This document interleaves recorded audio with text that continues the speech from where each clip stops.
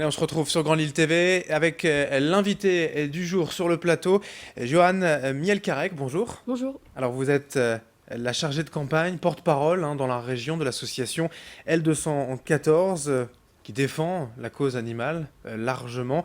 On a parlé de vous assez récemment dans l'actualité avec cette vidéo franchement choquante qui montrait des conditions de vie assez difficiles, voire très difficiles pour 200 000 poules pondeuses dans une exploitation en France. Alors on sait, depuis donc Matine a annoncé ne plus vouloir s'approvisionner dans cette exploitation. Ça, c'est un premier bon point.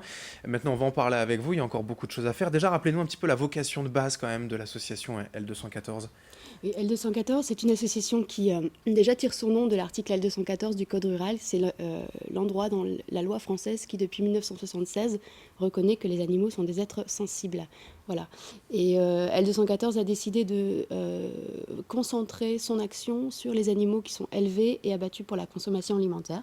Parce qu'il faut rappeler rien qu'en France, ce sont 3 millions d'animaux terrestres qui sont tués chaque jour dans les abattoirs, sans compter les animaux marins qui, eux, se comptent aussi par millions. Oui. Et l'objectif de l'association est de rendre visible, par le biais des enquêtes qu'on réalise, de rendre visible la condition de ces animaux dans les élevages, dans les abattoirs, et de faire évoluer notre considération en fait de ces animaux-là, qui souvent sont des animaux oubliés de la protection animale.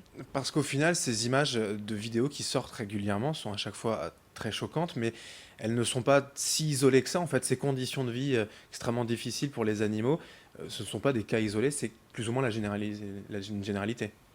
Oui, l'élevage industriel en France, c'est le système d'élevage majoritaire. Donc les images que l'on a révélées par exemple sur ces poules pondeuses dans un élevage industriel de lin, c'est de l'élevage en cage. C'est à peu près 70% des poules en France qui sont élevées dans ces conditions-là, sachant qu'en plus dans cet élevage-là, il y avait des problèmes sanitaires qui aggravent en plus la situation.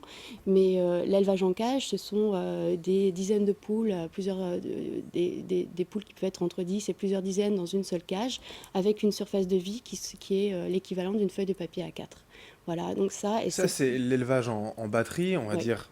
C'est le pire que l'on puisse imaginer. Mhm. Mais vous me disiez en antenne, même les poules qui peuvent avoir des conditions de vie entre guillemets plus agréables, c'est-à-dire en plein air, nourries au grain, au final, avant d'être sélectionnées comme poules pondeuses et même après au niveau de l'abattoir, ça reste quand même vraiment discutable. Oui, tout à fait. Ce sont des choses qu'on ignore beaucoup, des choses qui passent rarement à la télévision, mais c'est justement l'objet de l'association de faire connaître ces conditions de vie de façon exhaustive. Par exemple, effectivement, que ce soit des poules qui soient élevées en plein air ou qui soient dans des élevages en batterie, dans les couvoirs, à l'endroit où naissent toutes les poules à la naissance, seules les femelles sont conservées pour la ponte. Les mâles n'étant pas productifs sont jetés vivants dans des broyeurs. Que ce soit pour l'élevage bio, l'élevage plein air ou l'élevage industriel. Et au bout d'un an de ponte, les poules sont envoyées à l'abattoir et elles sont tuées, mises à mort dans les mêmes conditions, qu'elles proviennent d'élevage industriel ou d'élevage bio Il y a ou une en plein question air. de rentabilité, évidemment. Oui, voilà. Alors, vous avez des actions ciblées, notamment, c'était le cas ce week-end à Arras, après la diffusion de cette vidéo, mais même vos actions régulières sont plus ou moins contre la grande distribution, puisque vous me disiez aussi, ce sont vraiment les supermarchés, les grandes enseignes qui ont un pouvoir sur la consommation, sur notre consommation.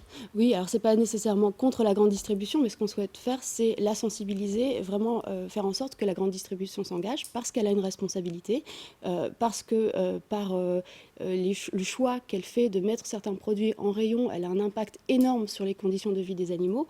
Nous, on s'adresse à la grande distribution, actuellement plus particulièrement à l'enseigne Super U, pour qu'elle s'engage, comme l'a fait Monoprix le mois dernier, à ne plus du tout mettre en rayon d'œufs de poule élevés dans des systèmes de cages en batterie. C'est déjà le cas dans d'autres pays d'Europe. En Belgique, il n'y a plus aucun supermarché qui vend des œufs de poule élevés en cage, par exemple, ou en Allemagne, aux Pays-Bas, etc. Donc c'est tout à fait possible et c'est vraiment important que la grande distribution qui estime avoir une politique d'approvisionnement responsable prenne aussi en compte les conditions de vie des animaux. Alors, les conditions de vie des animaux, justement, elles sont souvent intolérables aux yeux de l'association L214. Est-ce qu'il y a, malgré tout, aujourd'hui, pour notre société actuelle, en 2016, une bonne manière de consommer des produits venant des animaux? Il y a une première chose à savoir en fait, c'est qu'il n'est pas nécessaire de manger des produits d'origine animale pour être en bonne santé. Souvent, la raison pour laquelle on achète de la viande ou des produits d'origine animale, la première raison c'est l'habitude. On a toujours fait comme ça, on a l'impression aussi que c'est naturel, que c'est normal et que c'est nécessaire de le faire. Or, C'est pas, je veux dire, dans la chaîne alimentaire des hommes qui mangent des animaux? mais c'est une habitude, c'est on le fait depuis un certain temps, mais il n'y Mhm. a aucune nécessité nutritionnelle à le faire. En D'accord. plus, aujourd'hui, les alternatives sont disponibles. Même dans la grande distribution, certaines marques ont commencé à mettre en place dans les rayons des alternatives à la viande. Donc ça, on retrouve tous les nutriments nécessaires pour être en bonne santé. Et même à la limite, sans ces produits-là, dans les végétaux, dans les légumineuses, dans les céréales, on trouve absolument tout ce qu'il faut pour être en bonne santé sans manger de produits d'origine animale. Donc ça, c'est une première chose à savoir. Ensuite, comme on disait tout à l'heure, il y a des conditions de vie qui sont moins pires pour les animaux. Et effectivement, il est important, pas à pas, de faire des efforts pour réduire sa consommation de produits d'origine animale, choisir des produits qui sont issus des conditions de vie moins pires, Ouais. on va dire, pour les animaux, mais surtout tendre à ne plus en consommer, puisque c'est possible, c'est nécessaire, et c'est de plus en plus facile de le faire. Alors, je le disais, donc vous étiez en action à Arras ce week-end. Il y a d'autres actions à Lille qui sont prévues régulièrement ou prochainement? Oui, alors là, on est en train de monter un groupe local sur Arras. Donc, on a fait cette Ouais. action samedi qui s'est très très bien passée. On a recueilli plus de 300 signatures s'adressant à l'ancienne Super U pour qu'elle cesse de vendre des œufs de poule en batterie. Et sur l'île, depuis quelques années déjà, on est actif. On est partenaire du cinéma L'Univers où chaque mois, on organise une projection débat avec un documentaire sur la condition animale et puis un échange avec le public. D'ailleurs, la prochaine la prochaine projection, ce sera le 3 juillet prochain et ce sera un documentaire inédit sur une enquête dans l'industrie de la fourrure. D'accord. Donc voilà, donc j'invite les téléspectateurs Le 3 à nous juillet. rejoindre le 3 juillet. C'est noté. Merci, Johan Mielcarek, donc chargé de campagne et porte-parole pour L214, d'être venu aujourd'hui nous parler de votre combat. Merci à vous.